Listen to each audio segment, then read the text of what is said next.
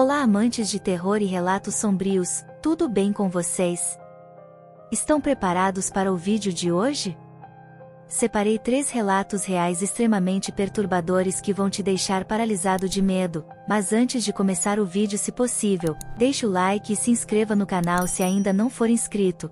Faltam menos de 100 inscritos para alcançarmos nossa meta de 1000 inscritos, ficarei muito grata, e agora vamos aos relatos de hoje.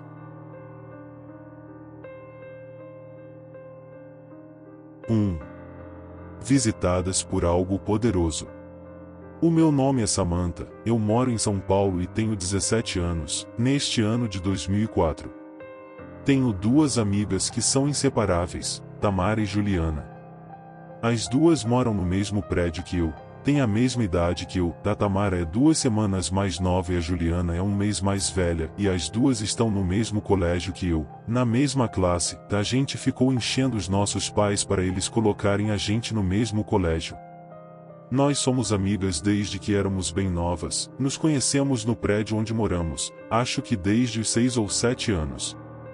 É uma amizade bem forte a que temos. Há mais ou menos 5 anos, nos interessamos pelo oculto, sabe como é, algumas garotinhas de 12 anos entediadas e sem nada para fazer. Começamos com coisas bobas, brincadeira do copo, brincadeiras com espelhos e velas em quartos escuros, ficar no escuro absoluto e falar algumas coisas, enfim, coisas bem leves. Era o nosso mundinho secreto.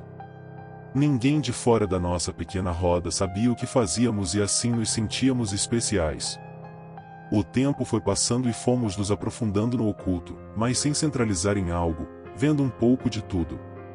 Víamos coisas de asterisco Wicca, satanismo, espiritismo, o que tivesse algo de sombrio e oculto, interessava a gente. A internet sempre ajudou muito, trazendo muita coisa que não achávamos em lugares de fácil acesso. Você não encontra literatura de como invocar espíritos ou fazer poções na Saraiva. Nunca nos focalizamos em algo específico, o oculto era a nossa crença, tudo o que fazia parte dele. Asterisco Wicca é uma religião neopagã influenciada por crenças pré-cristãs e práticas da Europa Ocidental que afirma a existência do poder sobrenatural, como a magia e os princípios físicos e espirituais masculinos e femininos que interagem com a natureza, e que celebra os ciclos da vida e os festivais sazonais, conhecidos como sabbats, os quais ocorrem, normalmente, 8 vezes por ano. Até hoje lembro do nosso primeiro ritual sério que fizemos. Trajes apropriados, adagas, pequenos cortes nas mãos, sangue, fogo, palavras estranhas a serem ditas, poções a serem bebidas. Foi tudo muito mágico, especial. Não aconteceu nada do que esperávamos que aconteceria, para falar a verdade, não aconteceu nada de nada mesmo. Foi algo mais psicológico do que real. A gente sabia que não tinha acontecido nada, mas a gente sentia que depois daquilo tudo a gente já não era mais 3 menininhas brincando de bruxaria. Foi uma espécie de uma festa de debutante, simplesmente não éramos mais as mesmas. Depois daquele ritual, começamos a fazer outros. Seguíamos datas específicas e certas fases da lua ou posição do sol para alguns, outros fazíamos quando tínhamos vontade, alguns até inventamos, apenas seguindo o que parecia ser o certo a fazer. O importante mesmo era que fizéssemos tudo juntas. Com o tempo os rituais se tornaram normais em nossas vidas, e acabamos criando a nossa própria religião, que era como uma colcha de retalhos de várias religiões, abrangendo tudo o que fizesse parte do oculto, e o que parecesse certo para nós. Certa noite eu tive um sonho. Eu sonhava que estava em uma floresta densa, cheia de árvores. Era noite e eu estava perdida nela.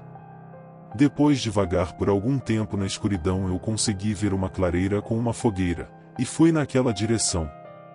Quando cheguei lá, tinha o que parecia ser um homem, embaixo de um tipo de cobertor. Ele estava sentado de costas para mim, de frente para o fogo. Apesar do barulho da floresta, eu conseguia ouvir a respiração pesada dele. Eu tentei me aproximar dele, mas não conseguia me mexer. Então ele se levantou, ainda coberto pela manta. Ele era enorme, tinha fácil mais de 2 metros. Então, do nada, o fogo apagou. A floresta tinha mergulhado no breu de novo. Então a respiração daquele ser começou a ficar mais forte. Pelo barulho deu para perceber que ele estava se aproximando. Eu não conseguia me mexer. Estava assustada, mas não sentia que corria perigo. Quando ele estava ao que parecia ser 3 passos de mim, ele começou a andar para o meu lado, me contornando. Ele parou quando ficou atrás de mim, a uns 2 passos.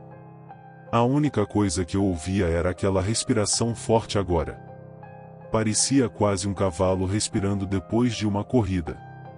Então ele foi se aproximando, e chegou tão perto que eu podia sentir a respiração dele na minha nuca. Depois disso eu acordei.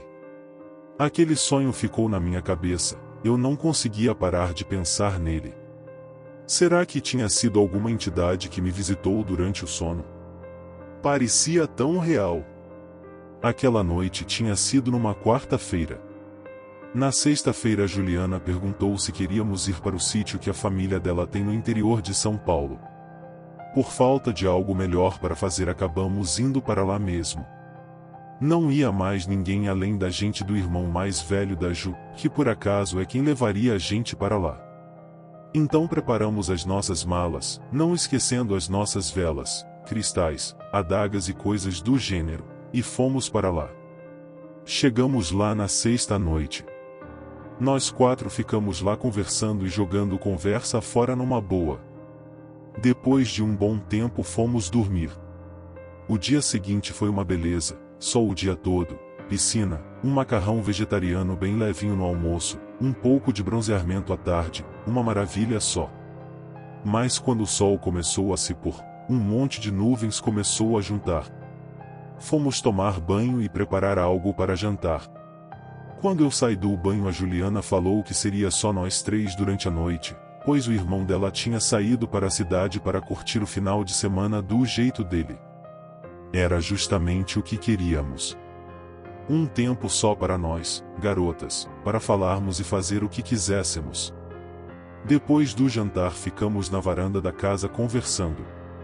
Então a Tamara deu um pulo de repente e falou: vamos fazer um ritual na floresta. A Ju perguntou: ritual de quê? Não era data de nada. Então ela falou: a gente faz uma data para hoje. A gente inventa uma celebração qualquer. A ideia me agradou muito, e como nunca tínhamos feito nada ao ar livre junto da natureza, sugeri que fossemos para um amontoado de árvores que tinha lá do lado. Todas concordamos e fomos correndo pegar o nosso material. Nos preparamos e fomos felizes da vida para o meio da floresta que tinha lá do lado. Estávamos indo descalças, podíamos sentir a grama verde com os pés, uma brisa fraca batendo de leve na gente, ouvíamos os sons de grilos e outros bichinhos pelo mato. Não sei o que era, se era o ambiente, se era algo psicológico, mas aquele era um momento mágico. Estávamos nos sentindo diferentes, nos sentíamos parte da natureza. Apesar da noite totalmente escura, além de ser lua nova, totalmente escura, as nuvens que tinham se acumulado encobriam a luz das estrelas, não estávamos preocupadas de entrar na floresta. Estávamos com uma lanterna e achamos fácil um lugar adequado. Então, começamos o ritual. Tinha um que eu tinha pegado na internet e queria fazer há algum tempo, que era perfeito para a ocasião. Tudo o que precisávamos estava lá. Improvisamos algumas tochas com pedaços de pano, cheios de álcool, enrolados em galhos, e prendemos nas árvores ao redor da área para poder produzir alguma luminosidade não artificial, claro que tomando o máximo de cuidado para não botar fogo no lugar P. Limpamos a área e fizemos alguns símbolos e desenhos no chão com as adagas. Colocamos nossos adornos ritualísticos e começamos a posicionar as velas, que por acaso nós mesmos fazíamos, em seus respectivos lugares. Colocamos mais algumas em volta do círculo central e apagamos as tochas. A luminosidade que as velas produziam era o suficiente para nós agora. Fizemos um pequeno fogareiro dentro do círculo central e colocamos uma cumbuca de bronze em cima dele. Nos posicionamos em volta do fogareiro e colocamos algumas coisas na cumbuca enquanto falávamos o que tinha que ser dito. Após algum tempo tiramos o líquido que tínhamos feito de dentro da cumbuca e colocamos em um cálice de cristal, e colocamos a cumbuca no lugar de novo. Cada uma de nós tomou um pouco do que tinha dentro do cálice, deixando propositalmente um resto dentro dele. Depois colocamos esse resto que tinha sobrado de novo na cumbuca de bronze que estava no fogareiro e falamos mais algumas coisas. Nesse momento já estávamos sentindo uma coisa estranha dentro da gente, não estávamos passando mal, só sentíamos algo estranho. Então foi como se tivéssemos entrado em um transe. Ficamos com o olhar meio vidrado balançando a cabeça bem de leve para frente e para trás, e foi aí que uma coisa inacreditável aconteceu. As velas começaram a queimar muito rápido, como se estivessem em um filme que você adianta. A gente só via a cera derretendo e escorrendo e o barbante pegando fogo. Depois de alguns segundos, as velas se consumiram completamente, e apagaram. A escuridão voltou com tudo, uma escuridão absoluta. E então eu ouvi um som que eu já tinha ouvido antes, nos meus sonhos. O som daquela respiração pesada.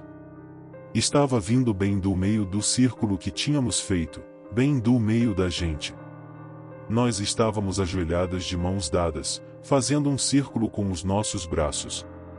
Eu senti a mão da Tama e da Ju se afrouxarem um pouco, como se quisessem soltar a minha, mas eu segurei as mãos delas mais forte, para que não se soltassem. Aquela respiração estava ficando cada vez mais forte, parecia se mover dentro do nosso pequeno círculo, mas nada encostava nos nossos braços. Eu estava assustada, mas não com medo. Não sabia o que era aquilo ou o que estava acontecendo. Então senti uma baforada na minha cara. Era quente, mas não tinha cheiro nenhum. E foi aí que eu fraquejei.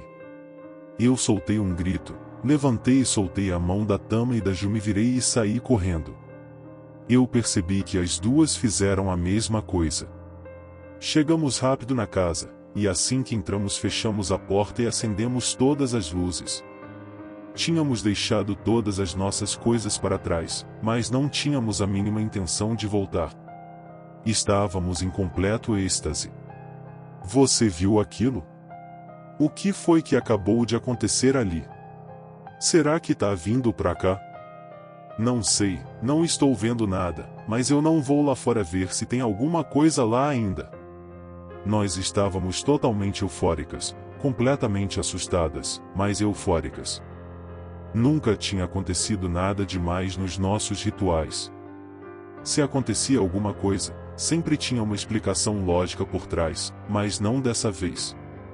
Nós tínhamos presenciado algo e não tínhamos ideia do que era. Naquela noite não conseguimos dormir, ninguém ousava fechar o olho ou ficar no escuro.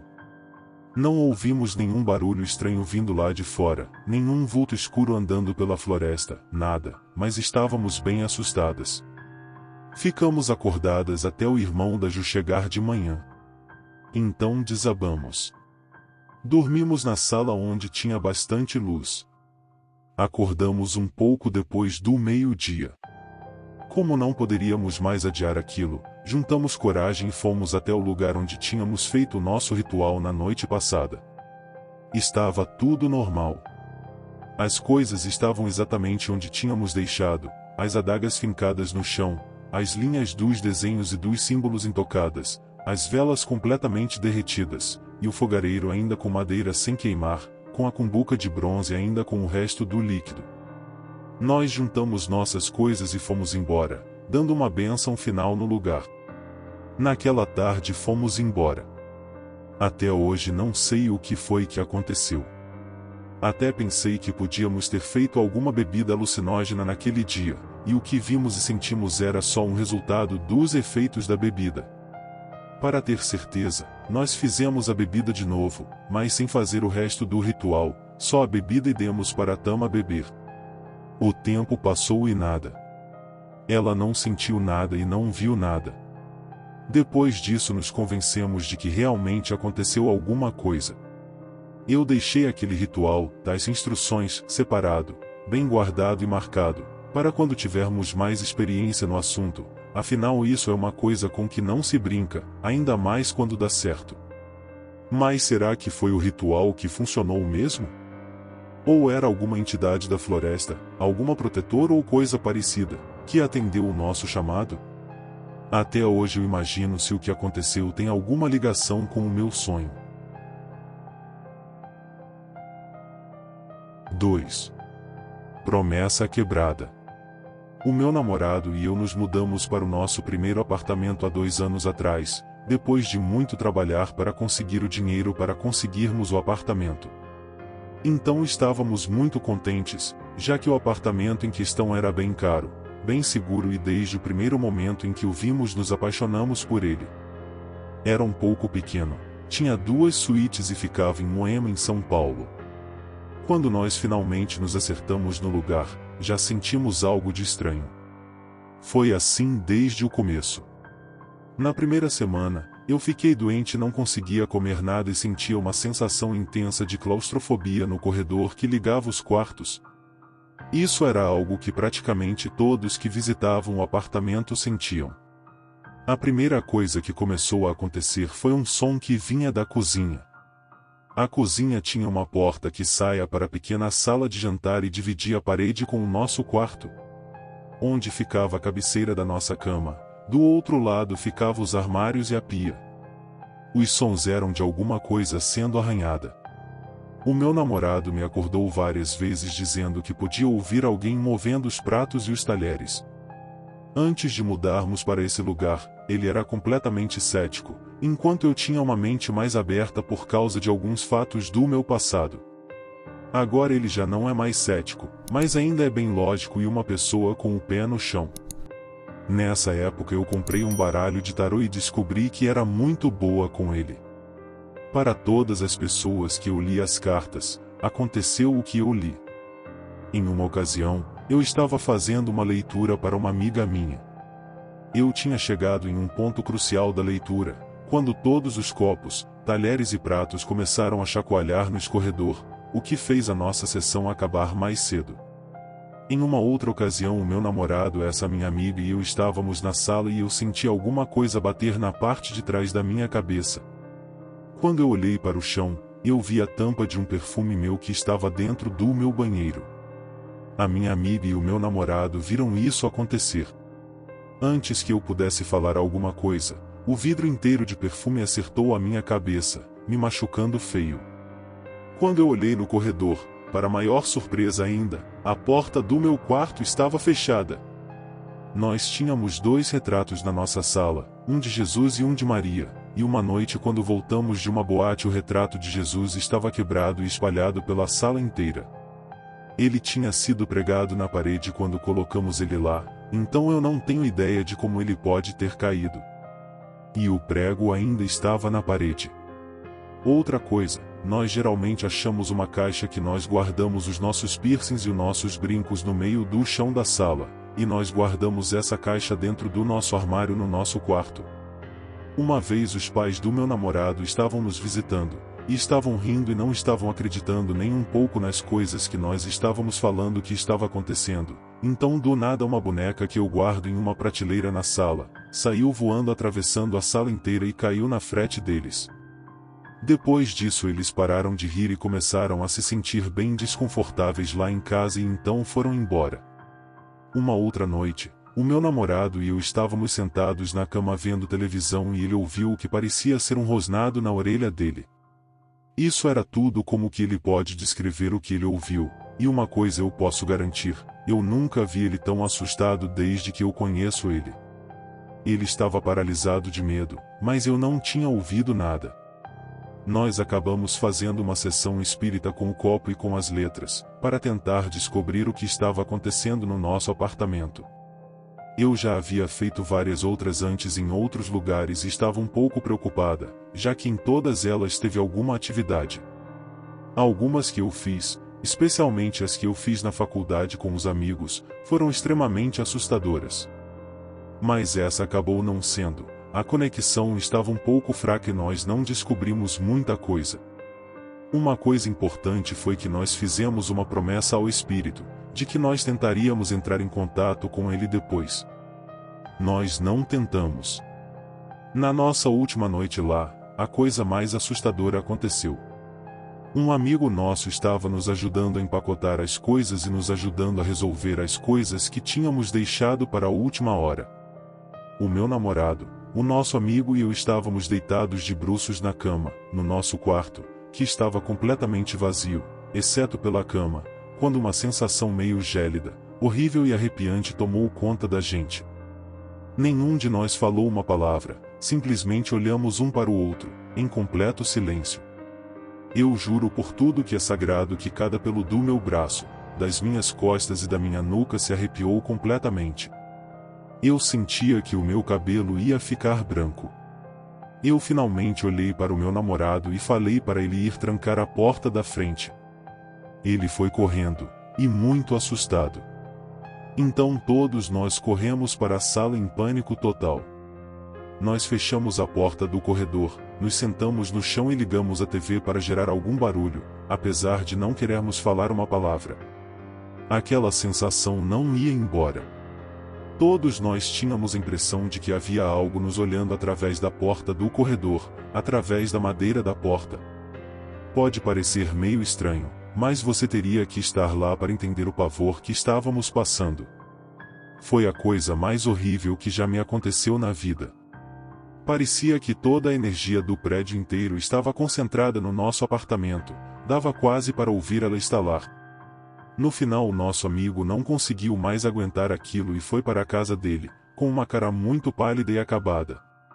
O meu namorado e eu ficamos acordados a noite inteira, apesar do dia pesado que seria o dia seguinte, com a mudança e tudo. Aquela sensação estava lá a noite inteira e era simplesmente horrível, absolutamente aterrorizante. A nossa cama estava no quarto ainda, mas não conseguimos ir para lá. Ficamos a noite inteira na sala, sentados no sofá, olhando para a porta do corredor. Desde que mudamos para o nosso novo apartamento, cerca de 1 ano atrás, não tivemos problema nenhum. Parece que era aqui que devíamos estar desde o começo, especialmente depois de pintar o apartamento e redecorar ele. Nós chegamos à conclusão de que o que nós sentimos naquele apartamento na última noite em que ficamos lá, foi porque tínhamos prometido entrar em contato com o que quer que fosse que estava assombrando o lugar, e nunca mais tentamos nada. Sabe-se lá o que teria acontecido se tivéssemos tentado entrar em contato com o espírito de novo, ainda bem que não tentamos. 3. O ceifador. Essa história aconteceu no outono de 2001, quando eu tinha 17 anos. Eu moro nessa casa desde os meus 7 anos de idade. Para entender melhor o que causou essa estranha e extremamente tétrica manifestação, eu vou ter que relatar um pouco do meu passado e da minha infância. É, na minha opinião, a origem, a semente que germinou e se transformou em algo que me faz, até os dias de hoje, olhar sobre o meu ombro antes de deslizar para o mundo dos sonhos. Eu posso me lembrar perfeitamente daquele dia, cada detalhe dele. Eu tinha 5 anos na época, e eu me culpo por tudo. A minha mãe tinha ido trabalhar mais cedo naquele dia, e uma mulher loira veio para casa com os 2 filhos dela. Eu não entendia nada de romance e compromisso naquela idade, e não achei estranho quando a filha mais nova dela, Elisa, veio correndo para mim com a grande notícia do dia. Adivinha o que? O que? A minha mãe e o seu pai estão beijando. Eu fico encabulada de dizer que na hora nós dois rimos um pouco. Elisa, que tinha a mesma idade que eu, 5 anos, fez aquilo parecer tão grande, excitante e único. Não foi surpresa que, quando a minha mãe chegou do trabalho, eu simplesmente tinha que contar para ela aquela grande notícia. A minha mãe explodiu. Ele o quê? Eu me lembro do meu pai gritando tão alto que eu me senti como uma pequenina e frágil estátua, tão assustada que nem conseguia respirar. Eu senti que era a minha culpa. Aquela culpa caiu em mim por algo que eu não tinha ideia que fosse errado.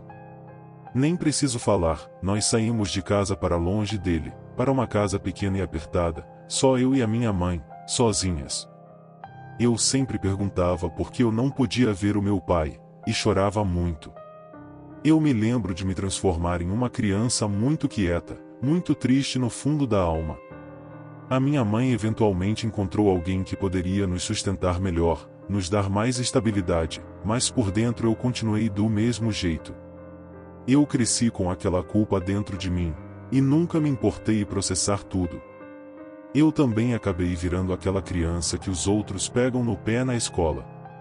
A minha adolescência foi dura e severa.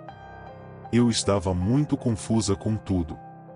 Eu bebia muito até não sentir mais nada, e sempre procurava por amor, enquanto não me sentia nem um pouco amada e de certo modo rejeitada. Eu confiava nas pessoas, e sempre acabava sendo pisada. Eu sentia que aos 17 anos a minha dignidade estava destruída, e que talvez amor verdadeiro era apenas um conto de fadas, e foi então que aconteceu. Eu estava me sentindo totalmente desnorteada e abandonada naquela semana. Eu e a minha mãe estávamos tendo problemas para nos comunicar, e tudo estava dando errado. Começou com esses sonhos extremamente reais, dessas criaturas negras, sorrateiras e malignas, sem rosto para identificá-las. Nesses sonhos elas rondavam camas de hospitais de pessoas que estavam morrendo. Às vezes eu acordava, sentindo que estava sendo acariciada por uma delas.